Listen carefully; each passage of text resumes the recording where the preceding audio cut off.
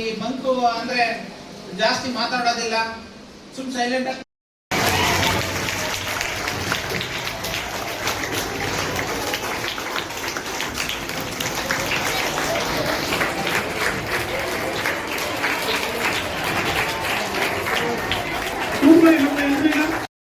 ಸಮಸ್ಯೆಯನ್ನ ನೀವು ಯಾವ ಸಮಸ್ಯೆ ಇದ್ರೆ ತಕ್ಷಣದಲ್ಲಿ ನೋಡ್ಬೋದು ಅಲ್ಲ, ನೋಡ್ತೀವಿ. ಅಂದ್ರೆ ಇದು ಅನುಕೂಲಗಳು. ಈ ಅನುಕೂಲಗಳನ್ನ ನಾವು ಉಪಯೋಗಿಸ್ಕೋಬೇಕೆ ವಿನಃ ಬೇರೆ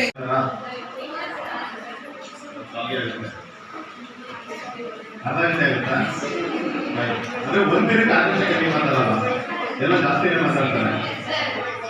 ಜೆಂಟ್ಸು ಫೋನ್ ಎಷ್ಟು ವರ್ಷ ಇಟ್ಕೋತಾರೆ ಜೇಬಲ್ಲಿ? ಎಷ್ಟು ವರ್ಷ ಇಟ್ಕೋತಾರೆ? ಬೆಳಿಗ್ಗೆ ಇದ್ದಾಗಿಂದ ರಾತ್ರಿ ಮಲಗೋವರೆಗೂ.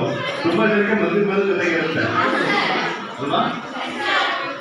ಈ ಕ್ವಶನ್ ಎಲ್ಲ ಏನು ಕೇಳ್ತಾ ಇದ್ದೀನಿ ಅಂದ್ರೆ ಹೇಳ್ತೀನಿ ನಿಮಗೆ. ಯಾಕಂದ್ರೆ ನಾನು ಇಲ್ಲಿ ಮೊಬೈಲ್ ಬಿಡಿ ಅಷ್ಟು ಸಬ್ಜೆಕ್ಟ್ ಮಾತ್ರ ಮಾತಾಡ್ತೀನಿ. ಪುಸ್ತಕ ಇಡಿ ಅಂತ ನಾನು ಹೇಳಲ್ಲ. ಪುಸ್ತಕ ಇಡಿಯಲ್ಲಿ ಹೇಳೋದಕ್ಕೆ ನಮ್ಮ ಜಿಲ್ಲಾ ಸಾಹಿತ್ಯ ಪರಿಷತ್ ಅಧ್ಯಕ್ಷರು ಬಂದರು, ಅವ್ರು ಚೆನ್ನಾಗಿ ಮಾತಾಡ್ತಾರೆ. ಪುಸ್ತಕ ಇಡೋದು ಈಗ ಯಾಕೆ ಪುಸ್ತಕ ಇಟ್ಕೋಬೇಕು ಅನ್ನೋದಕ್ಕೆ, ಮೊಬೈಲ್ ಯಾಕೆ ಬಿಡಿ ಅನ್ನೋದ್ರ ಬಗ್ಗೆ ನಾನು ಮಾತಾಡ್ತೀನಿ, ನಿಮ್ಮ ಜೊತೆ ಕಮ್ಯುನಿಕೇಟ್ ಮಾಡ್ತೀನಿ. ಮೊಬೈಲ್ ಬಿಡಕ್ಕೆ ರೆಡಿ ಇದೀವಾ? ಅವರೇ ನಾನು ಮಾತಾಡ್ಬೇಕಾದ್ರೆ ಸರ್ ಹೇಳ್ತಾ ಇಲ್ಲ, ಮೊಬೈಲಿಂದ ಉಪಯೋಗ ಇದೆ. ಅವರೇ ಸರ್ ಕ್ವಶನ್ ಕೇಳಿದ್ರು, ಮೊಬೈಲ್ ಯೂಸೇಜ್ ಯಾವಾಗ ಜಾಸ್ತಿ ಆಯಿತು ನಿಮ್ಮಲ್ಲಿ? ಮಕ್ಕಳಲ್ಲಿ ಮೊಬೈಲ್ ಯೂಸೇಜ್ ಯಾವಾಗ ಜಾಸ್ತಿ ಆಯಿತು ಅಂದ್ರೆ ಕೊರೋನಾ ಬಂದರೆ ಜಾಸ್ತಿ ಆಯಿತು. ದೊಡ್ಡವರಲ್ಲಿ ಯಾವಾಗ ಜಾಸ್ತಿ ಆಯಿತು ಗೊತ್ತಿದೆಯಾ? 2008 ಇಂದ ಸ್ಟಾರ್ಟ್ ಆಗುತ್ತೆ.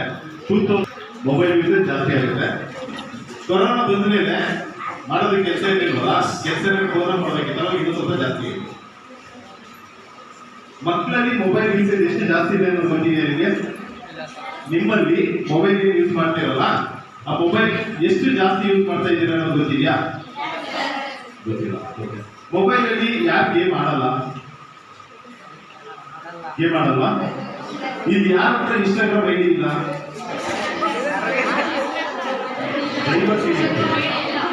ಯಾಕೆ ಮಾಡ್ಕೋಬಾರ್ದು ಅನ್ನೋ ನಮ್ಮ ಪ್ರಶ್ನೆ ಬರ್ತದೆ.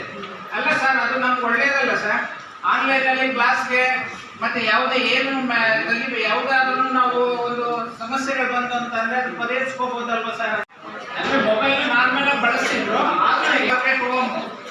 ಈಗ ಹೆಚ್ಚು ಮೊಬೈಲ್ ಬಳಕೆ ಬಂತು.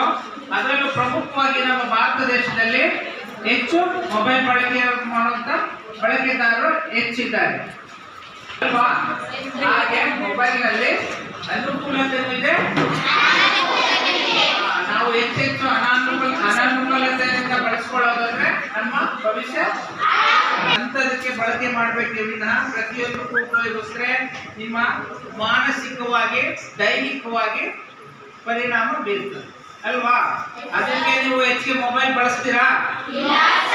ಎಷ್ಟು ಒಂದು ಲಿಮಿಟ್ ಅಂದ್ರೆ ಈಗ ಕಾಲು ಬೇಕಾದ್ರೆ ಮ್ಯಾಥಮೆಟಿಕ್ಸ್ ಅಲ್ಲಿ ಏನಾದ್ರೂ ಸಮಸ್ಯೆ ಏನೋ ಅಂತದಕ್ಕೆ ಉಪಯೋಗಿಸ್ಕೋಬೇಕು. ನಿಮ್ಮ ಬುದ್ಧಿವಂತಿಕೆನ ಹೆಚ್ಚಿಸ್ಕೊಳ್ಳೋದಕ್ಕೆ, ಹಾಳು ಮಾಡೋದಕ್ಕಲ್ಲ, ಅದಕ್ಕೆ ಅಡಿಕ್ಟ್ ಆಗೋದು. ಇದು ನಾವು ಈಗ ಕುಡಿತ ಚಟುವಟಿಕೆ, ಕೆಟ್ಟ ಚಟಕ್ಕೆ ಬಲಿಯಾದವ್ರ ವ್ಯಸನಿಗಳು ಅಂತೀವಿ. ಅದೇ ರೀತಿ ಮೊಬೈಲ್ ಅಡಿಕ್ಟ್ ಆದವ್ರನ್ನ ನಾವು ವ್ಯಸನಿಗಳು ಅಂತ ಹೇಳ್ಬೋದಲ್ವಾ? ಅಂದ್ರೆ ಇರಕ್ಕಾಗಲ್ಲ. ಅಂದ್ರೆ ಮಾರ್ನಿಂಗ್ ಬ್ರೇಕ್ಫಾಸ್ಟ್ಗಿಂತ ಮುಂಚೆನೆ ಕೈ ನಡುತ್ತಿರ್ತದೆ, ಅವ್ರಿಗೆ ಡ್ರಿಂಕ್ಸ್ ಬೇಕಾಗ್ತದೆ. ಅಡಿಕ್ಟ್ ಆದವರು ಕೆಟ್ಟ ಚಟಕ್ಕಾದ್ರೂ ಅಷ್ಟೇ. ಅದೇ ರೀತಿ ಮೊಬೈಲ್ಗಳನ್ನು ನಾವು ಅಡಿಕ್ಟ್ ಆಗ್ತದೆ ಅಂದ್ರೆ ವ್ಯಸನಿಗಳಾಗ್ತವೆ. ನಿದ್ರಾಹೀನತೆ ಅಂದ್ರೆ ನಿದ್ರೆ ಬರಲ್ಲ, ನಿಮ್ಮ ದೃಷ್ಟಿ ಕಣ್ಣು ನೋಟ ಜಾಸ್ತಿ ಆಗ್ತದಲ್ಲ ಮೊಬೈಲ್ ನಲ್ಲಿ. ಆಮೇಲೆ ಕಣ್ಣು ಮಂಕೂರು ಬರ್ಬೋದು. ಹಾಗಾಗಿ ಈ ಓದೋದ್ರಿಂದ ಇದೆಲ್ಲ ಏನೇನು ಪ್ರಯೋಜನಗಳು ಅನ್ನೋದ್ರಿಂದ ತುಂಬಾ ದೊಡ್ಡದಾಗಿ ನಿಮ್ಮ ವ್ಯಕ್ತಿತ್ವ ವಿಕಸನ ಆಗಕ್ಕೆ ಬಹಳ ಹೆಲ್ಪ್ ಆಗ್ತದೆ. ಓದೋದ್ರ ಮೂಲಕ ನಿಮ್ಮ ಇಮ್ಯಾಜಿನೇಷನ್ನು ಶಕ್ತಿ ಜಾಸ್ತಿ ಆಗುತ್ತೆ. ಆ ಥರದ್ದು ನೋಡೋದಾದ್ರೆ ಈ ಬಿಲ್ ಗೇಟ್ಸ್ ಇದೆಯಲ್ಲ, ಬಿಲ್ ಗೇಟ್ಸ್ ಗೊತ್ತಾ? ಎಸ್, ಅವನು ಜಗತ್ತಿನ ಮಹಾನ್ ಶ್ರೀಮಂತ. ಆಮೇಲೆ ವಾರನ್ ಬಫೆಟ್ ಗೊತ್ತಾ? Warren Buffett Jeff Bezos, Tony Buzan, ಇವರೆಲ್ಲ ಇವ್ರ ಬಗ್ಗೆ ಎಲ್ಲ ಓದಿ ಅವರೆಲ್ಲ ಏನ್ ಮಾಡ್ತಾರೆ ಅಂದ್ರೆ ವಾರಕ್ಕೆ ತಿಂಗಳಿಗೆ 4 ಪುಸ್ತಕ ಅಂದ್ರೆ 12 ತಿಂಗಳಿಗೆ 12 ದಿನ ಆಲ್ಮೋಸ್ಟ್ 30ರಿಂದ 40 ವರ್ಷಗಳು. ಹಾಗಾಗಿ ಅವ್ರು ಏನ್ ಹೇಳ್ತಾರೆ ಅಂದ್ರೆ, ನಾವು ಓದೋದ್ರಿಂದ ನಮ್ಮ ಕಲ್ಪನಾ ಶಕ್ತಿ ಜಾಸ್ತಿ ಆಗುತ್ತೆ, ನಾವು ನಮ್ಮದೇ ಆದ ಹೊಸ ಹೊಸ ಆಲೋಚನೆಗಳು, ಹೊಸ ಸೊಲ್ಯೂಷನ್ ಹುಡುಕಕ್ಕೆ ನಮಗೆ ಬೇಕಾಗುತ್ತೆ ಅಂತ ಹೇಳ್ತಾರೆ. ಹಾಗೆ ಮಕ್ಕಳ ಮೊಬೈಲ್ ಬಿಡಿ ಪುಸ್ತಕ ಇಡಿ ಅನ್ನೋ ಕಾರ್ಯಕ್ರಮದಲ್ಲಿ ನಮ್ಮ